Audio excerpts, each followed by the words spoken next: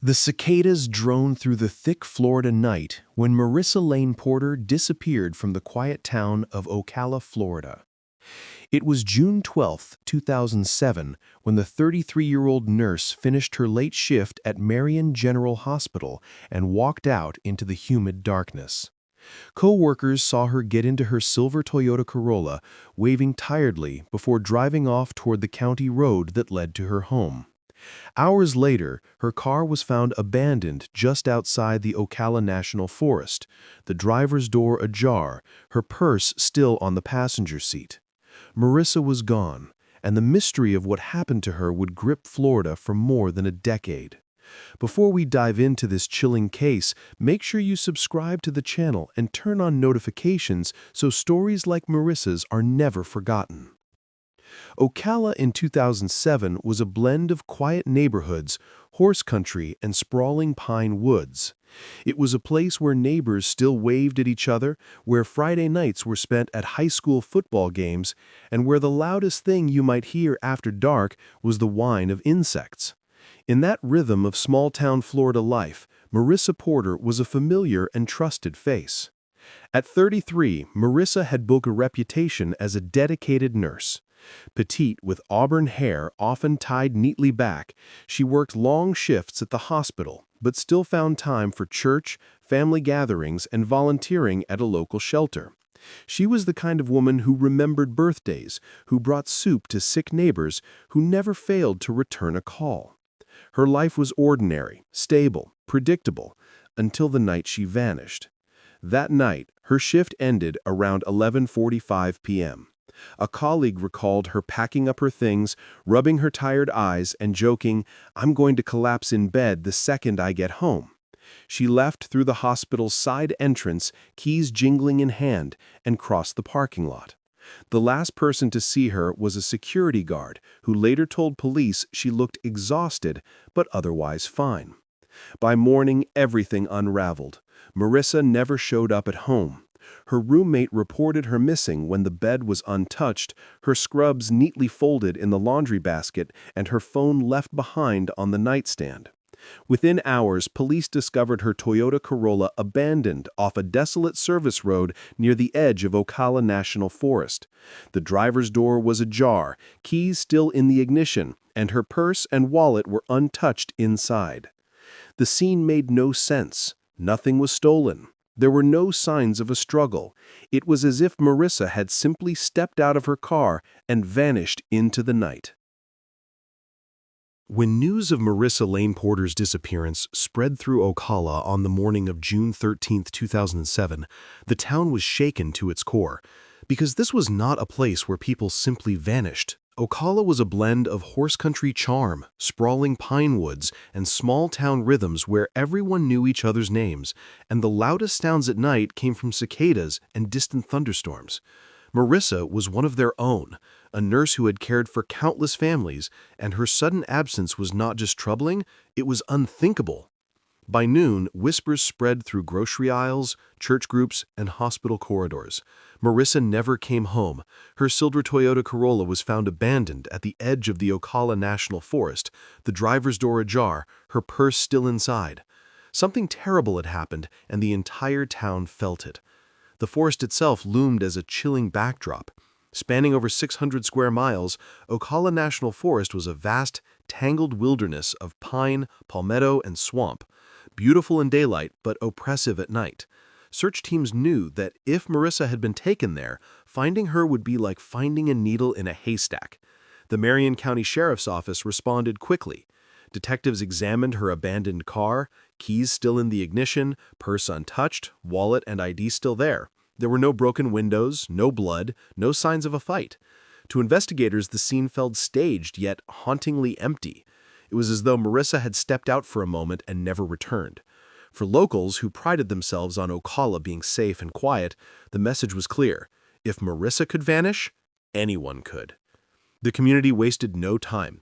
Within 24 hours, volunteers gathered in church parking lots armed with flashlights, maps, and bottled water, forming search parties alongside deputies. Nurses from Marion General Hospital joined firefighters, hunters, and neighbors to comb the forest edges.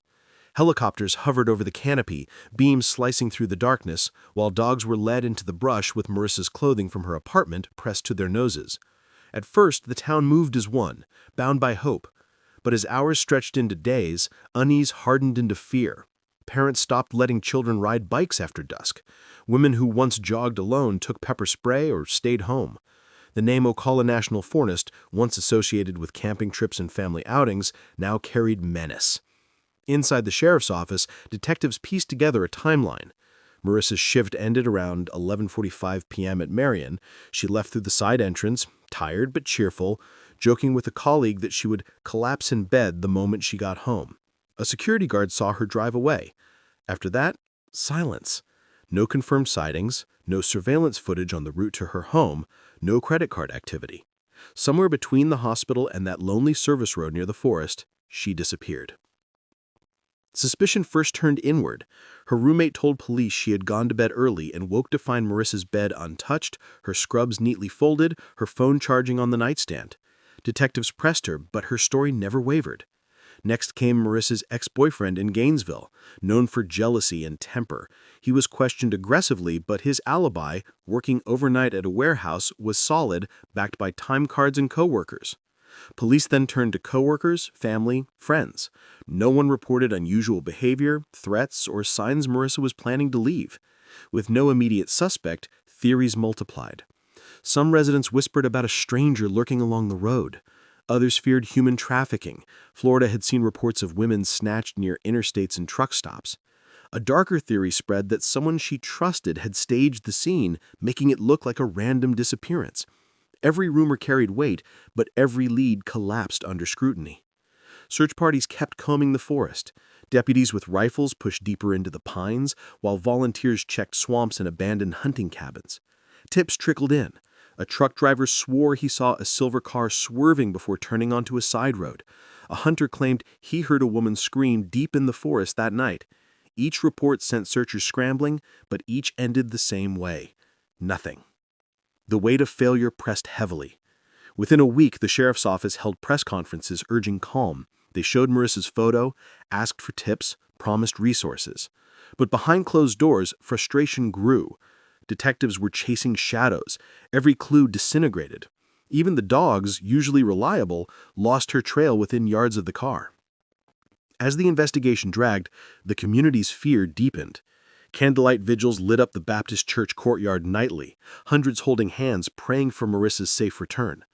Posters with her smiling face plastered Ocala, the Florida humidity quickly curled and tore them.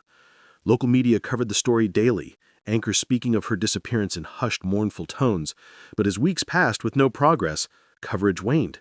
National outlets gave it brief mentions before moving on. For Marissa's family, this fading attention was agony. Her mother appeared on TV pleading, "Please, if you know anything, bring my baby home." Her father begged, "We just want answers." Their grief tore through the screen, but no one came forward. Behind the scenes, detectives began circling a new name, a handyman living a few miles from where the car was found. He had a history of drug use and assault charges. Neighbors described him as volatile, wandering into the forest at odd hours. When questioned, he denied ever meeting Marissa. A search of his house turned up nothing linking him to her. With no evidence, police had to let him go. He joined the long list of shadows hovering over the case. Then came a brief glimmer of hope. Grainy gas station footage of a woman resembling Marissa less than an hour after she left work. She looked nervous, glancing over her shoulder before entering the store. Detectives showed the tape to her family, who couldn't be sure. DNA testing later proved it wasn't her. The lead evaporated. Other false tips followed. Someone swore he saw her in a dark pickup truck, another at a motel. Each theory dissolved under scrutiny, draining hope further. By the 3-month mark, the investigation was faltering. Search parties dwindled, vigils shrank, posters faded into illegibility. The sheriff's office was stretched thin, detectives reassigned to other cases. Privately, they admitted momentum was gone. Without a body, a suspect, or solid evidence, the case was stalling. But just as despair settled, a farmer clearing brush near the forest stumbled on a scrap of pale blue fabric, half buried in dirt. Forensic testing confirmed it matched the scrubs that Marissa had been wearing.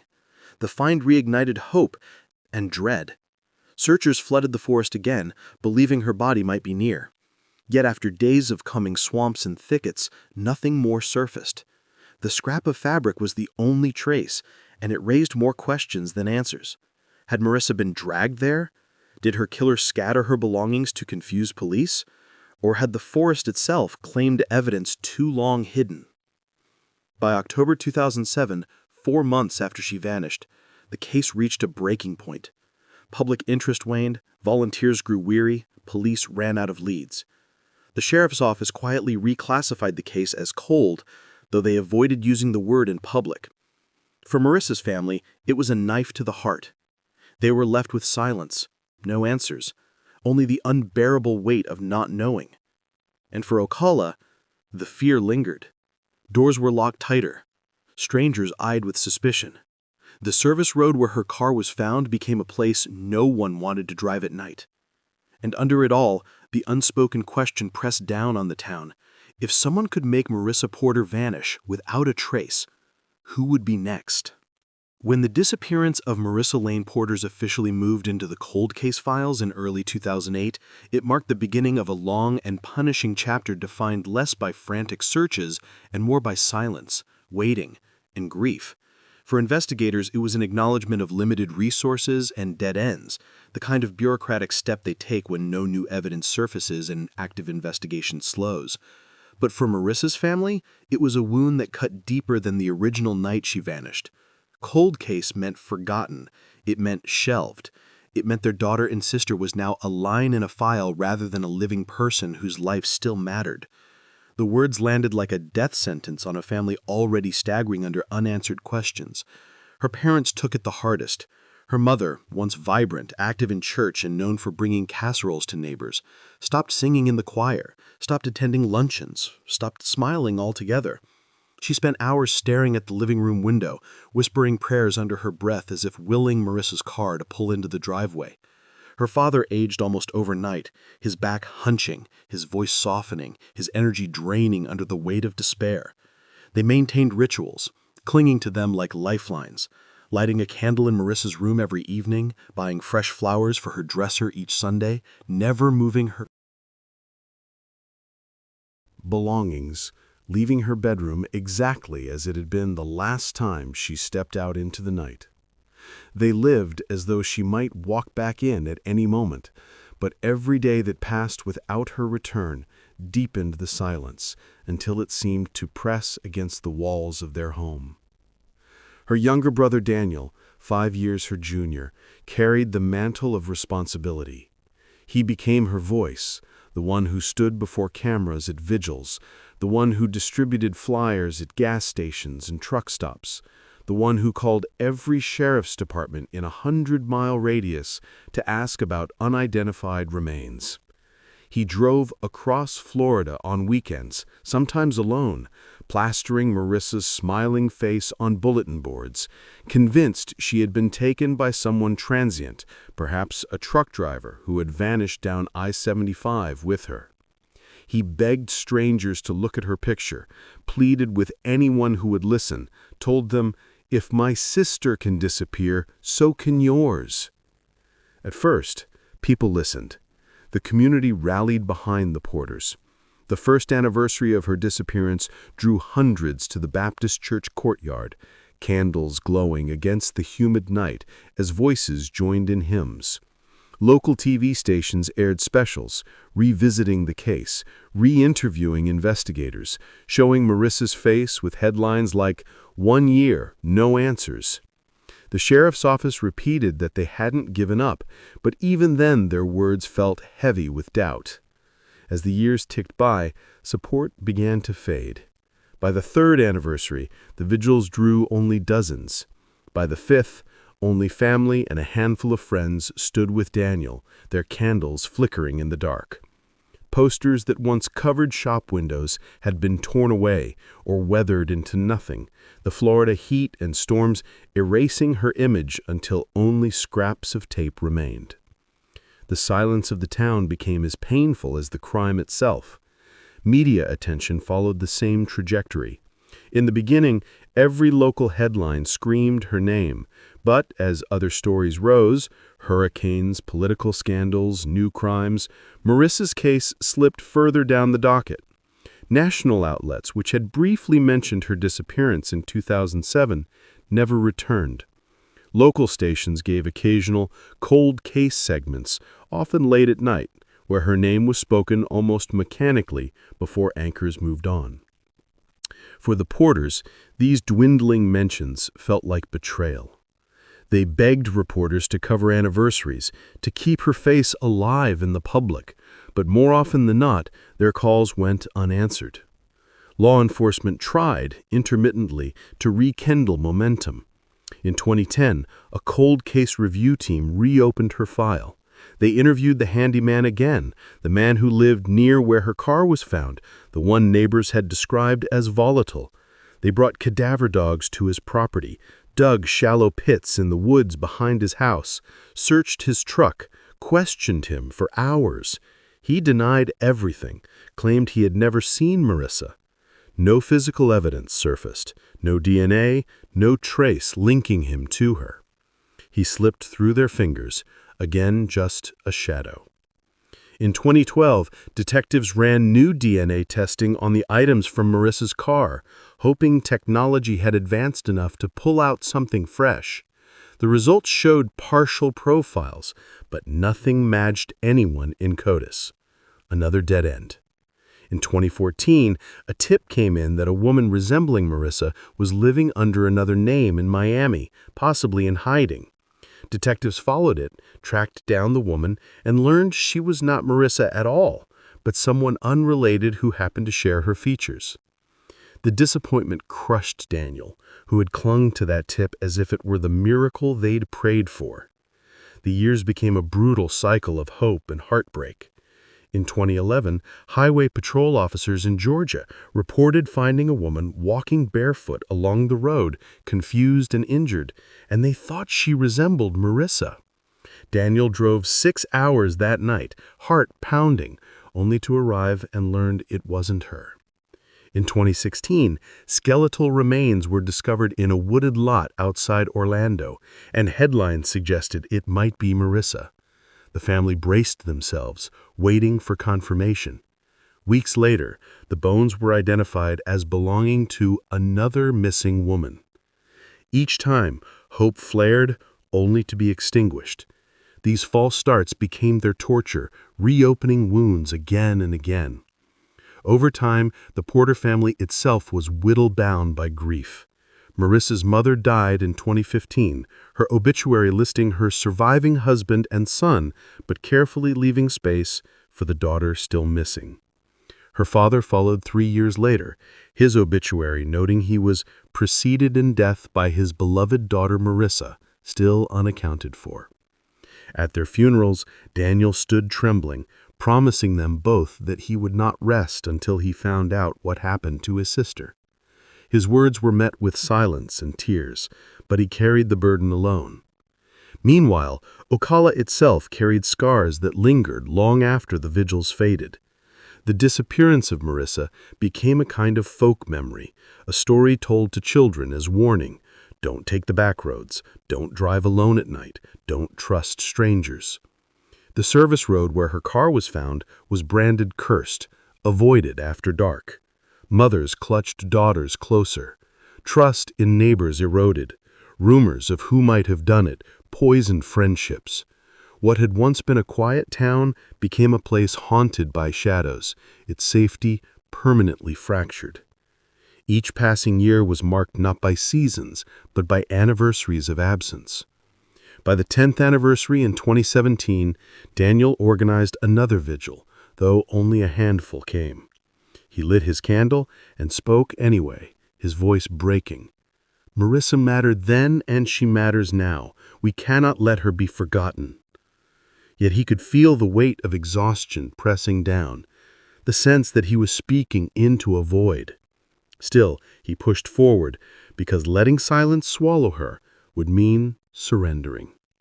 He clung to one belief: the truth always rises. And he was right. In late November 2019, after more than a decade of silence, Fate prepared to tear open the case. On a crisp November morning, a hunter trekking through the Ocala National Forest stumbled on something strange, something pale jutting from the earth, tangled in roots and brush.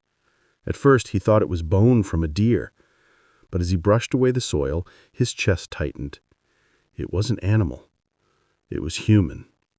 And within feet of that discovery lay a fragment of tarnished jewelry, a bracelet with the initials MLP engraved in fading letters. 13 years after Marissa vanished, her name was about to return to headlines, and Ocala was about to learn that the silence of the forest had been hiding its darkest secret all along. On November 23, 2019, 13 years after the night Marissa Lane Porter disappeared into the humid darkness of Ocala, Florida, a hunter named David Rains set out into the Ocala National Forest before sunrise, carrying with him a rifle, a backpack, and the sense of routine that came with years of navigating its wild trails. The forest, sprawling across more than 600 square miles of pine, oak, swamp, and scrub, was the kind of place where light fought its way through heavy canopies, where sounds seemed swallowed, where loneliness pressed in from every direction. David had walked these woods countless times, yet that morning something felt different. The air was cold, sharp against his lungs, and as he followed a deer trail through a thicket, his boot caught against something buried just beneath the soil. At first he cursed, thinking he had stumbled on a root or stone, but when he bent down and brushed away the leaves, his breath caught. It was bone. He told himself it had to be deer or hog or maybe a cow that had wandered off, but as his hand trembled and cleared more soil, he saw the rounded dome, the hollow eyes, the unmistakable features of a human skull staring back at him from the earth. He stumbled back, heart pounding so hard it roared in his ears. Hunters found bones from time to time, but this was different. This wasn't ancient. This wasn't forgotten by centuries. This was someone who had been left here, discarded, hidden in the forest's silence. His shaking fingers fumbled for his phone, dialing 911 as he gasped into the receiver. Within an hour, the stillness of the forest shattered under the sound of sirens, radios, and heavy boots. Deputies from the Marion County Sheriff's Office taped off the area, their yellow caution lines stretching between trees as investigators and forensic techs poured in. David, pale and shaken, described how he found the skull, how he knew instantly it wasn't animal. Detectives listened, their faces grim, because even before they unearthed more, they had a sickening suspicion. For over a decade, one name had haunted their cold case files: Marissa Lane Porter. As evidence techs knelt and began brushing away the soil, bone by bone, fragment by fragment, the truth began to emerge. A partial skeleton lay tangled in roots and brush, its bones bleached by years underground, its position shallow enough that rainfall had gradually exposed pieces. Alongside it were scraps of fabric, fibers clinging stubbornly to the earth, pale blue and faded, but recognizable. Scrubs. Nurses' scrubs. And then came the object that froze everyone in place. A bracelet. Tarnished and darkened with time, its small plate engraved with 3 letters, MLP. For those standing in the clearing, the weight of the discovery sank like a stone. 13 years of unanswered questions had just begun to break open. Word traveled fast. Within hours, local reporters rushed to the forest, helicopters circled overhead, and Ocala residents who had long whispered Marissa's name behind closed doors now saw it flash once again across headlines. Human remains found in Ocala National Forest, believed to be missing nurse. For her brother Daniel, the call came as he sat alone in his kitchen. He knew as soon as the detective's voice cracked that it was her. They told him about the bracelet, about the scrubs, about the bones unearthed in shallow soil. For 13 years, He had carried the weight of hope, refusing to accept silence, refusing to accept death. And now, in a single sentence, his sister was no longer missing.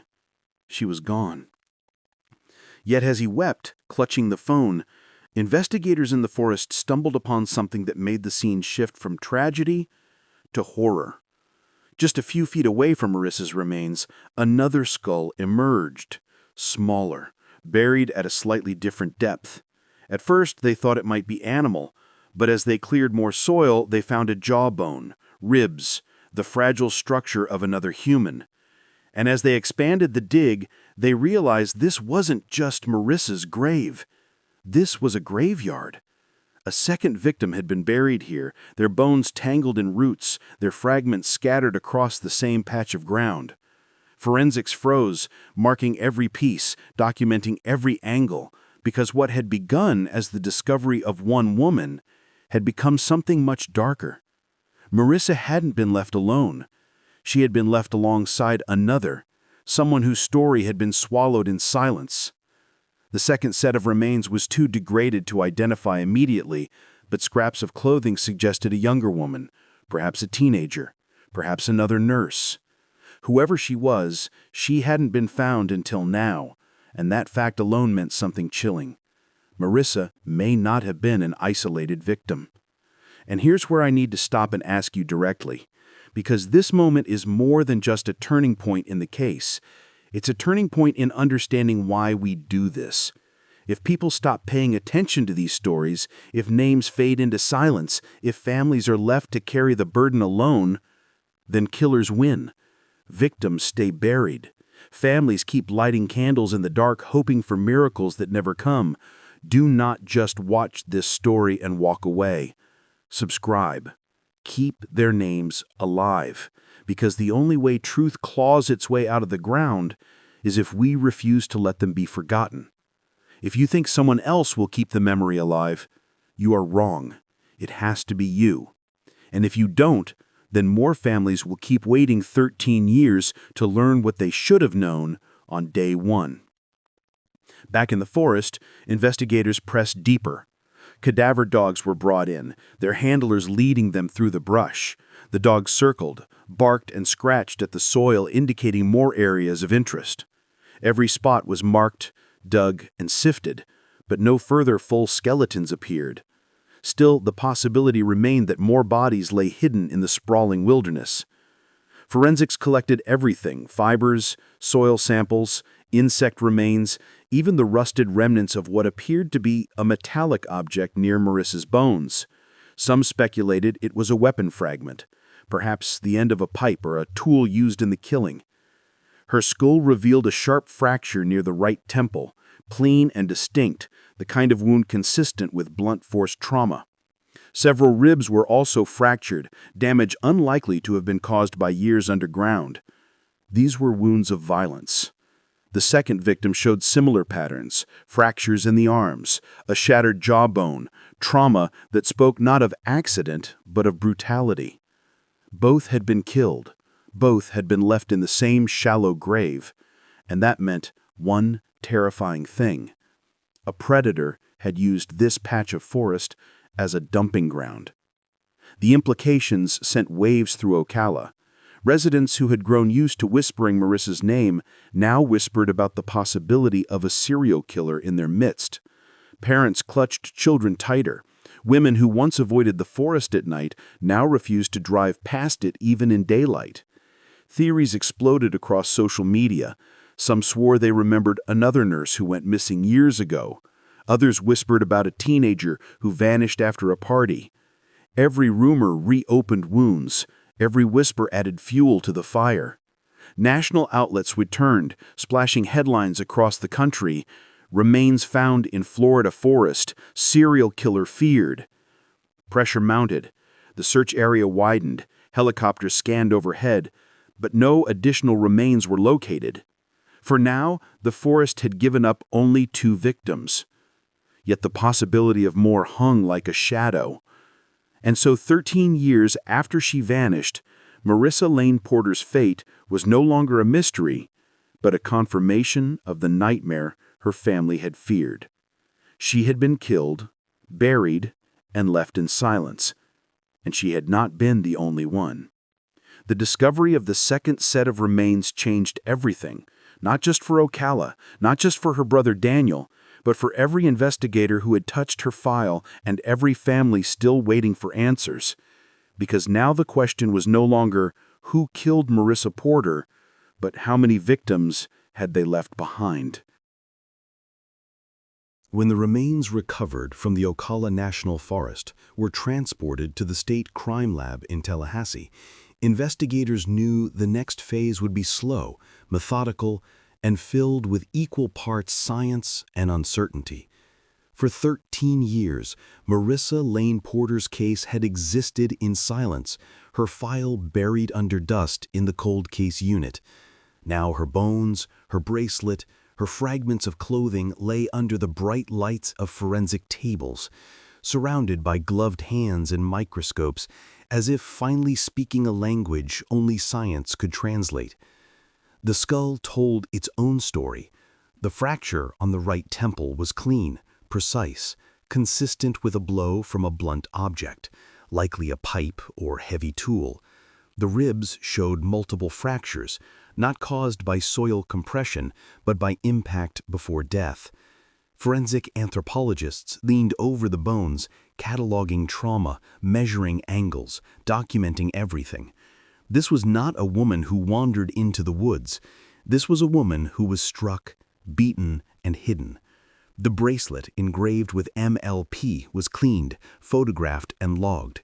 Its engraving faint but still legible, a silent identifier that left no doubt. Yet while Marissa's remains answered the question of her fate, the second set of remains introduced an entirely new puzzle. The second victim's bones were smaller, lighter, suggesting someone younger.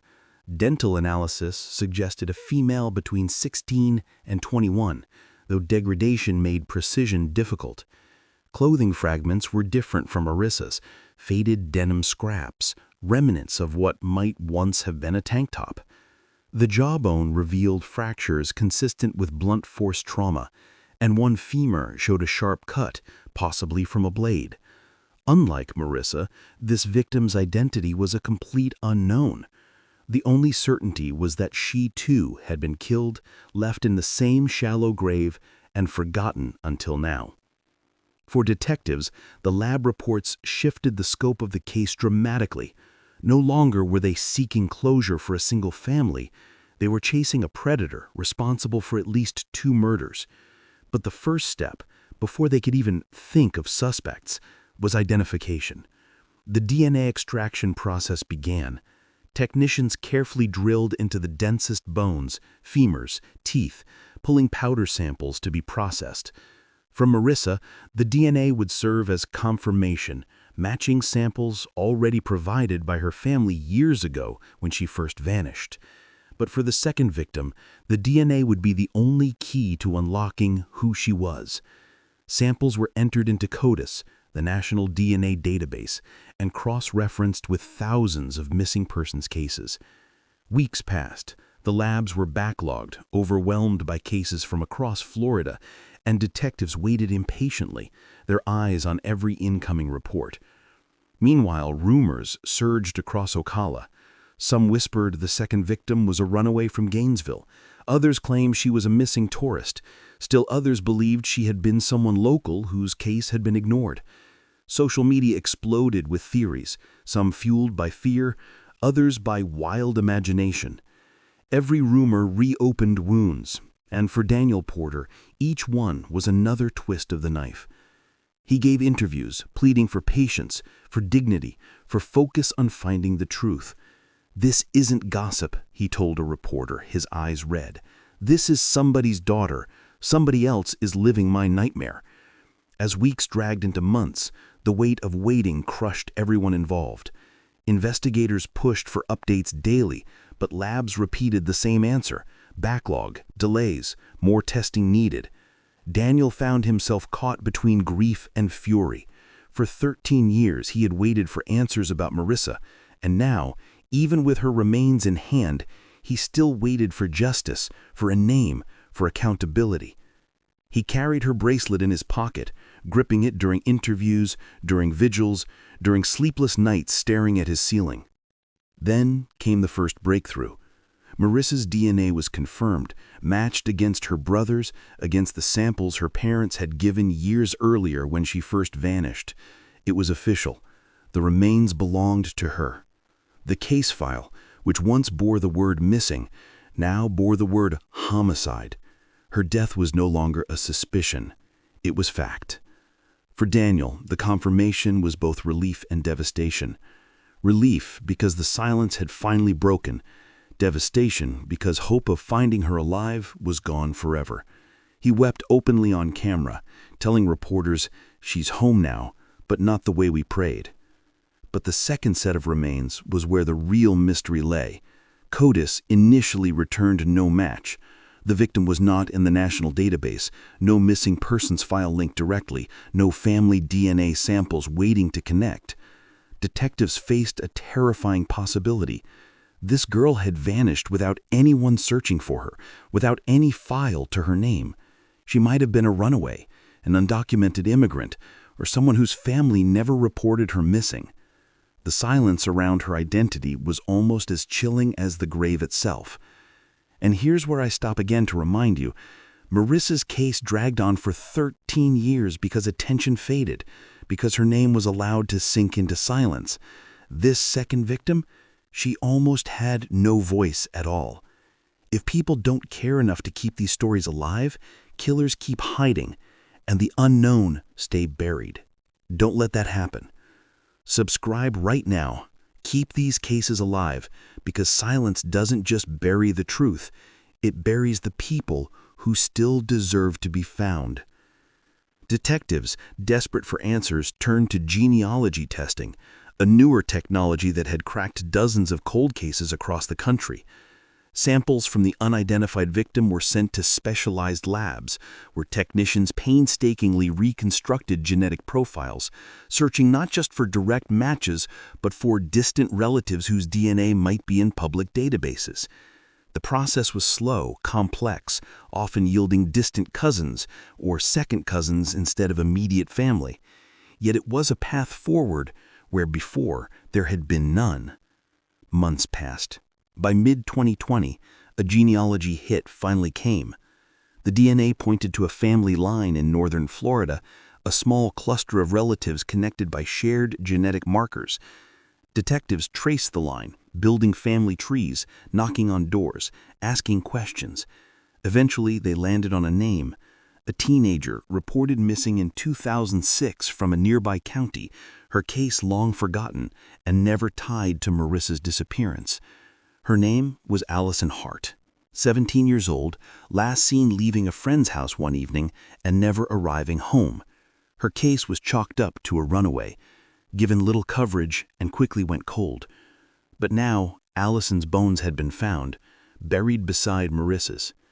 For detectives, the revelation was staggering. 2 women, killed a year apart, left in the same shallow grave in the forest.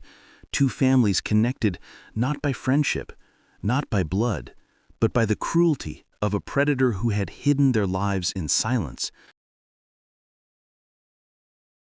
Once again, was the same killer responsible for both? Was there a serial predator operating in Florida during the mid-2000s? Had there been more victims whose bodies had never been found? Investigators began revisiting other cold cases, combing through files of women who had vanished around the same time.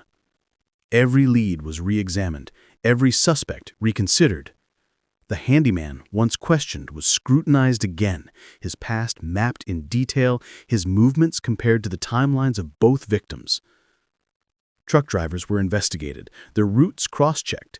The pressure to deliver answers mounted with each headline, each vigil, each desperate plea from grieving families. And then, late in 2020, another forensic report delivered the clue that would shift the investigation once more. On Marissa's bracelet, tucked into the engraving, a small trace of DNA had been preserved. Skin cells, degraded but recoverable. When tested, it produced a partial profile, and that profile did not belong to Marissa. It belonged to a man. The sample was small, partial, but it was enough to rule out dozens of possibilities. It was enough to suggest that Marissa had struggled, that she had fought, that she had left behind a piece of her killer. Detectives leaned in, their case tightening. For 13 years, the forest had hidden the truth. Now, science was pulling it into the light, one test at a time. And as those results stacked up, as DNA painted a clearer picture, suspicion began to fall on one name more heavily than all the rest. The question was no longer whether Marissa and Allison had been murdered. The question now was who had left them in that shallow grave. And investigators were about to find out. When the DNA reports confirmed that Marissa's bracelet carried the partial genetic profile of an unknown man, detectives felt a surge of momentum they hadn't experienced in over a decade. It wasn't just bones anymore. It wasn't just the haunting emptiness of a shallow grave. It was proof that someone had touched her bracelet, someone had left skin cells behind, someone who wasn't Marissa, someone who could be identified, hunted, and brought into the light. For years they had chased shadows, but now, finally, they had a trail. Their first move was to revisit every name that had ever brushed against the case. They dug up old interviews, old suspects, old timelines, placing them against the new evidence. And inevitably, one name rose again to the surface: the handyman. A man who lived only miles from where Marissa's car had been abandoned. A man with a criminal history of assault and drug abuse. A man neighbors described as volatile. A man who had been questioned before and released for lack of evidence. He had slipped through their fingers in 2007. But now, with DNA in play, he was back at the center. Detectives quietly began to rebuild his profile. They looked into his work history, his movements in 2006 when Allison Hart vanished, his movements in 2007 when Marissa disappeared.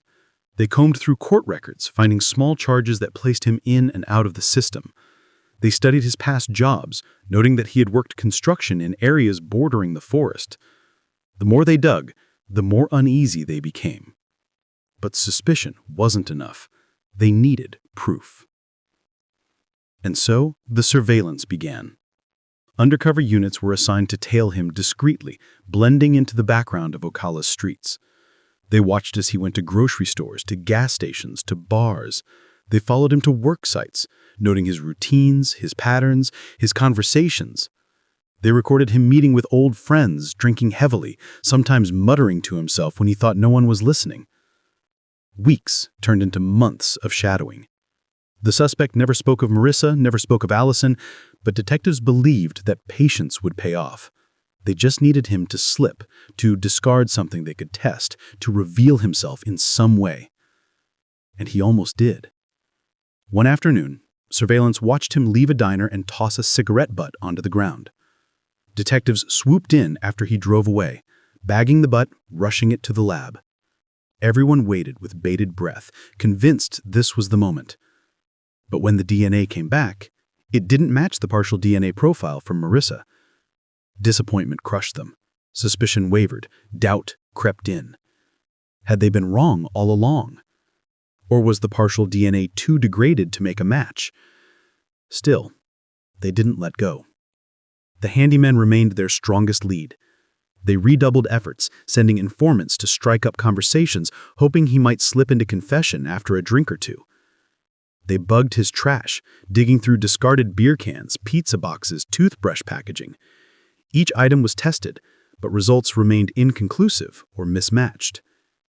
It was a brutal cycle of hope and despair.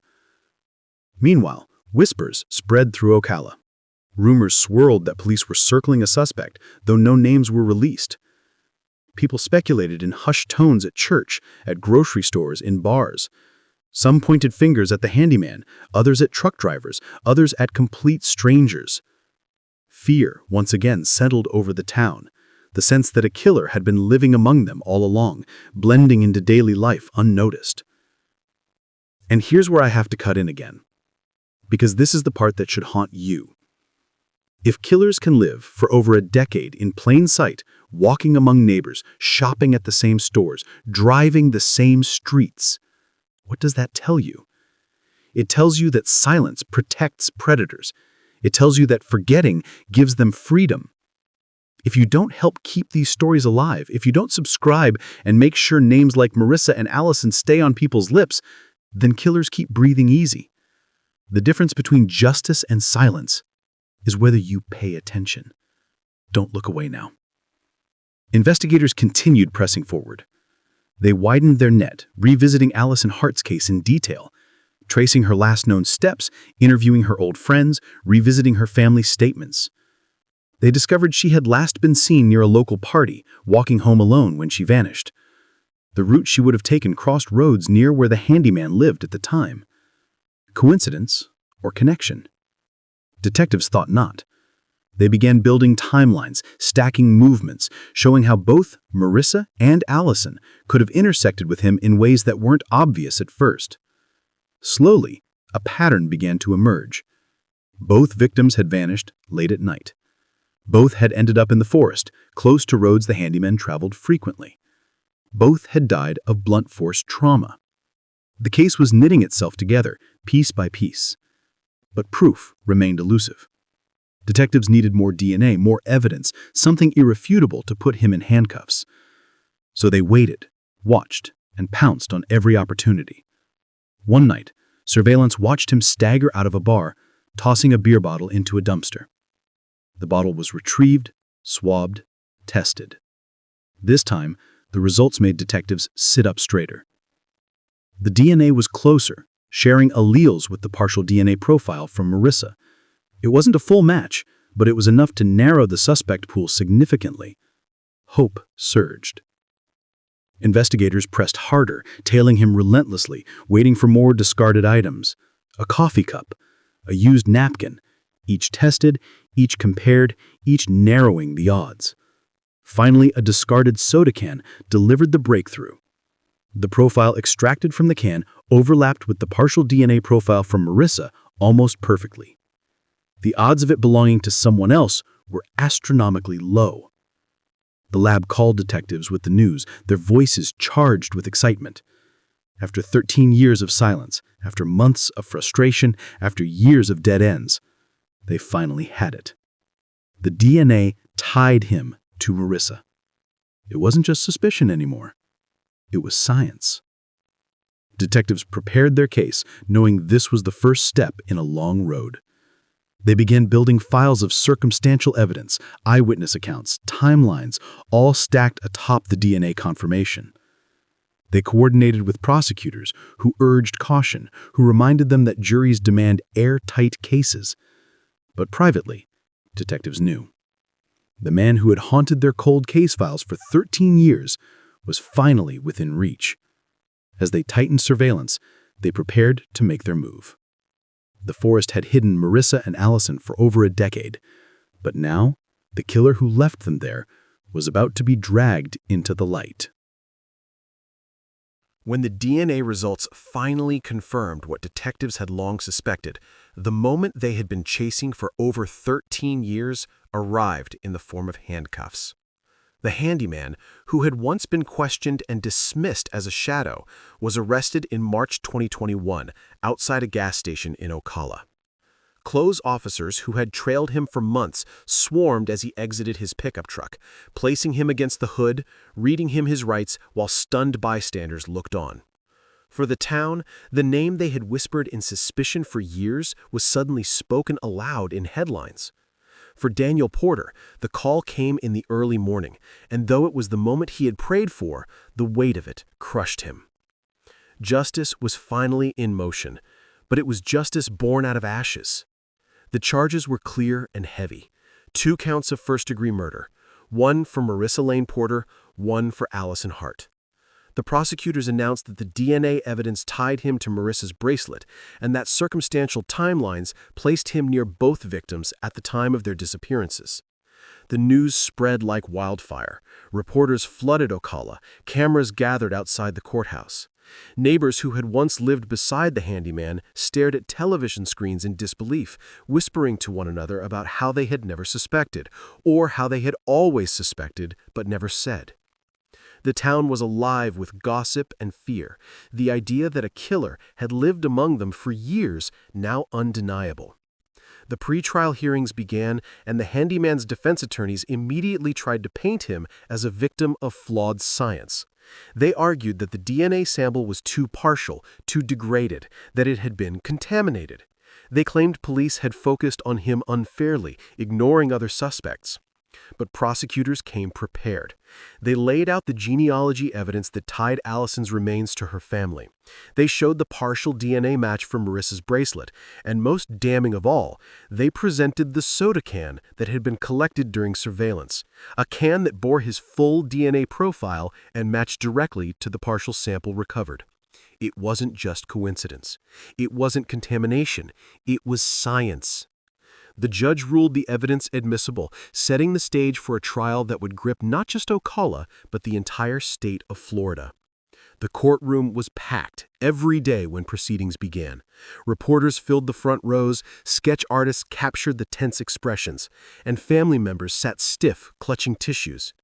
Daniel Porter was there, sitting behind prosecutors, his sister's bracelet in his hand. Allison Hart's family was there too, photographs of their daughter pinned to their lapels. The handyman sat at the defense table, his hair longer, his face older, his eyes darting nervously as testimony began. Prosecutors opened with a narrative that chilled the room. Two young women, taken years apart, killed with similar blunt force trauma, buried together in the same shallow grave, and one man whose DNA placed him there. They called forensic experts to the stand, who described in detail how the skull fractures were inflicted before death, how the soil composition confirmed the bodies had been buried for over a decade, how the DNA on Marissa's bracelet and the soda can overlapped in ways that ruled out coincidence. The defense countered by questioning chain of custody, by suggesting the bracelet could have been touched by someone else years before, by implying that lab technicians were under pressure to produce a suspect after so many years. They tried to paint the handyman as a flawed man, yes, but not a killer. They spoke of his struggles, his history of addiction, his attempts at recovery. They tried to humanize him in front of the jury to make them see not a predator, but a broken soul scapegoated by a desperate system. But the weight of the evidence was heavy. Testimony after testimony piled up. Neighbors recalled seeing him wandering near the forest late at night in 2006 and 2007. A former coworker recalled him showing up with scratches on his arms the week Marissa vanished. An old girlfriend described his violent temper, his tendency to explode into rage without warning. Each story chipped away at the defense's narrative. Daniel took the stand too, his voice trembling as he described the night Marissa vanished, the 13 years of silence, the agony of lighting candles for a sister who never came home. Allison's mother testified as well, speaking of the day her daughter was written off as a runaway, the years of being told to move on, and the crushing truth that her daughter had been buried like trash in the forest. Their words drew tears from the jury, from reporters, from everyone who heard them. And here's where I pause to tell you something you need to understand. These families only found their voice in court because people like you didn't stop talking, because the case was kept alive long enough for justice to move.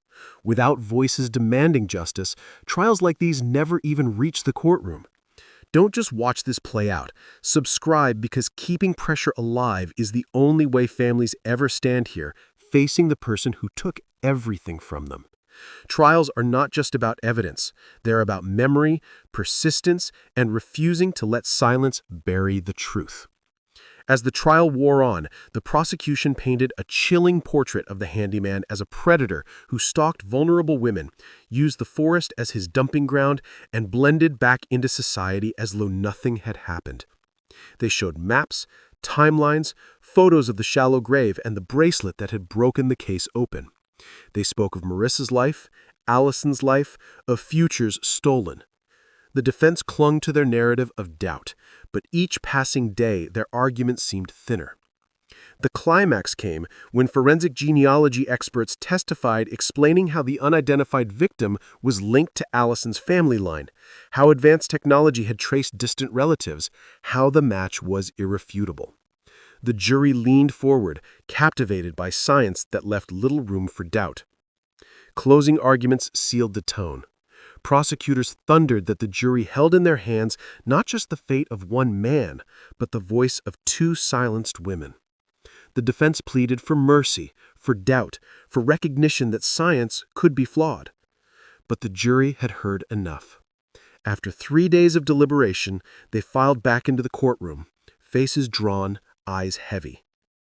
The foreman stood, voice steady, and delivered the words that families had waited over a decade to hear.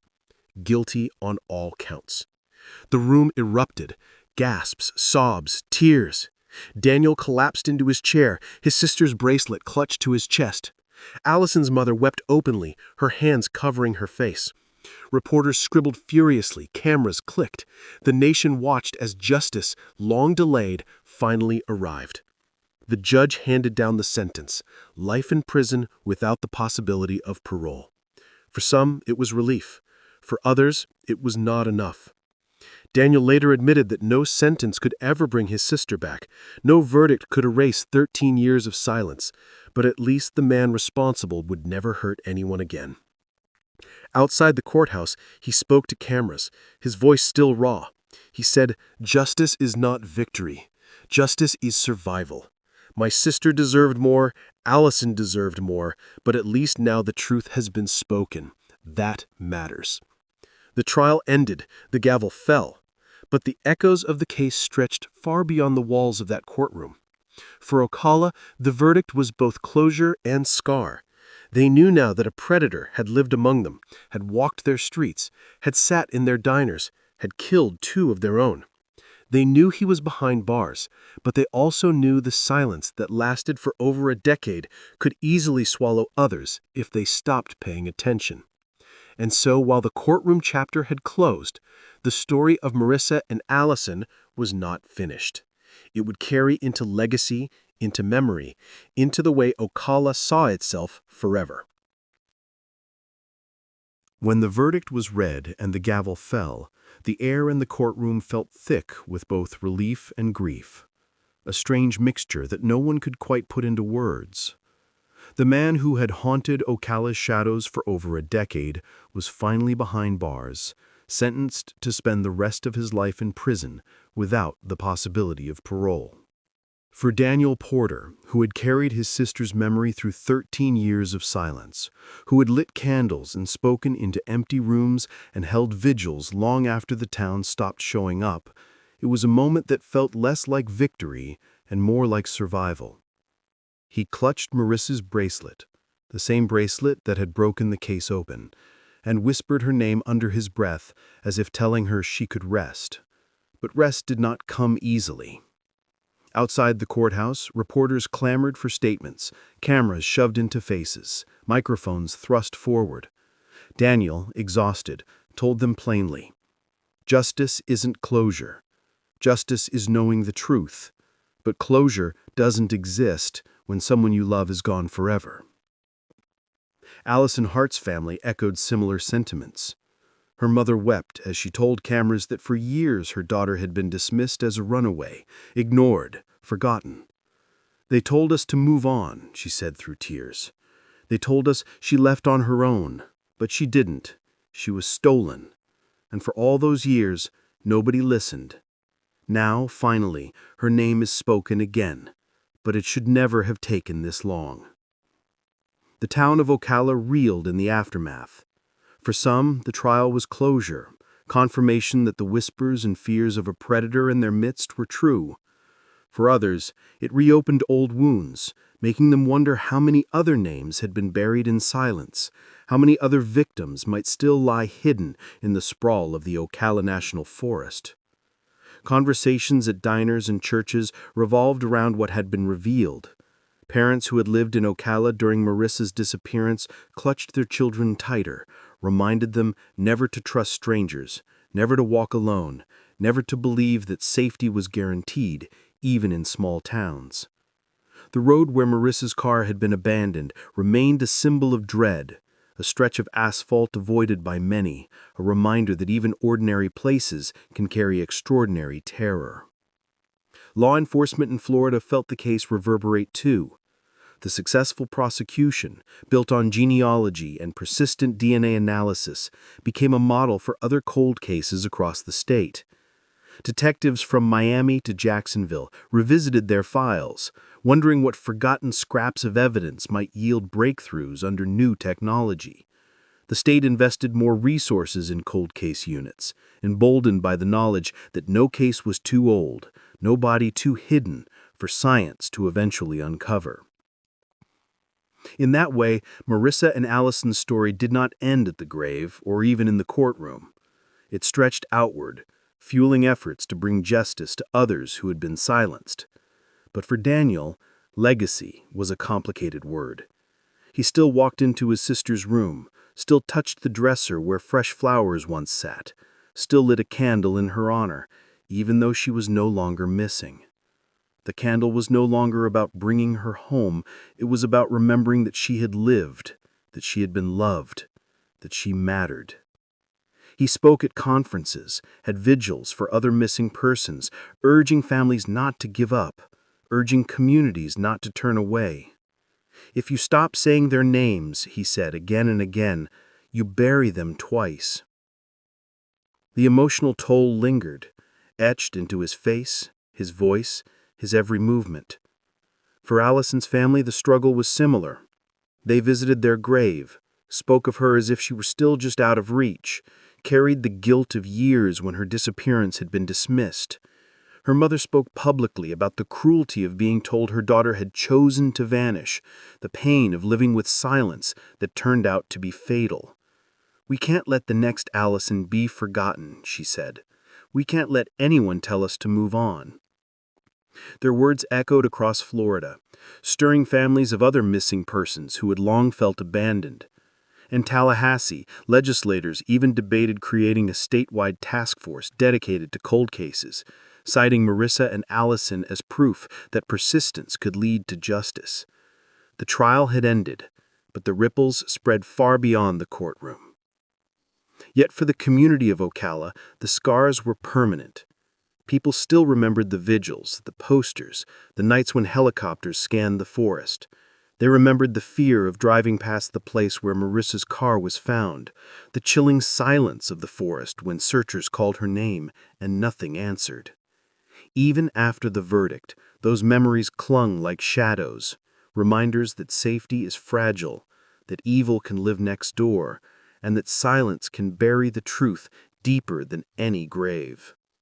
And here is where I need to remind you of something haunting but necessary. If their names fade now, if their stories vanish again, justice dies a second death. Trials end, killers are locked away, but the silence that allowed them to operate in the first place still lingers. Don't let Marissa and Allison be swallowed by that silence again. Subscribe, refuse silence, and never forget Marissa and Allison, because their story is not just theirs. It is every family's worst fear, every community's shadow, every reminder that safety is fragile and justice demands attention. Don't let them vanish again. In the months after the trial, documentaries were filmed, podcasts recorded, books proposed. Journalists revisited the story, weaving narratives of science, persistence, and the power of genealogy. Daniel participated in some, but declined others, wary of exploitation, careful to remind people that behind the headlines were real lives, real pain, real families. He walked a careful line between using the story for change and protecting his sister's memory. Allison's family joined him in advocacy, speaking at schools, reminding teenagers that runaways are too often dismissed when they are actually victims. They pushed for reforms in how missing person cases are classified, arguing that Allison might have been found sooner if authorities had not assumed she left willingly. For Florida law enforcement, the case became a training example, cited in seminars, discussed at conferences, a story of how persistence and technology combined to break silence. But beyond the official impact, the human legacy endured. For the people of Ocala, Marissa and Allison became symbols of both fragility and resilience. Their faces appeared on murals, their names spoken at vigils for other missing women. Parents told their children about them, not just as cautionary tales, but as reminders of community responsibility. And still, the forest remained. The Ocala National Forest still stretched across hundreds of miles, still swallowed sounds, still cast its shadows. Hikers passed the area where the grave had been found, sometimes leaving flowers, sometimes whispering prayers. It was a place marked forever, a reminder that safety is fragile, that evil can live next door, and that silence can bury the truth deeper than any grave. And still, the forest remained. The Ocala National Forest still stretched across hundreds of miles, still swallowed sounds, still cast its shadows. Hikers passed the area where the grave had been found, sometimes leaving flowers, sometimes whispering prayers. It was a place marked forever, a reminder that safety is fragile, that evil can live next door, and that silence can bury the truth deeper than any grave. For Daniel, nights remained the hardest. He often spoke of lying awake, hearing his sister's laughter in memory, imagining the life she never got to live. Birthdays, holidays, ordinary afternoons, all carried the ghost of her absence. He admitted that justice had given him answers, but not peace. Peace, he said, was impossible. But justice mattered, because it gave his sister her voice back, and because it prevented the killer who killed her from ever silencing someone else. Allison's family echoed those feelings. They spoke of imagining her graduating high school, going to college, starting a family. All the years stolen, all the futures erased. They said justice mattered, but the ache never left. For them, the trial was not the end. It was just a marker along a road they would walk forever. And so the legacy of Marissa and Allison lingered, not in silence, but in voices that refused to stop speaking. Their names became part of Florida's memory, part of Ocala's identity, part of a larger movement to never let missing persons fade into statistics. Their story was one of pain, yes, but also of persistence, of community, of science stepping in where memory faltered.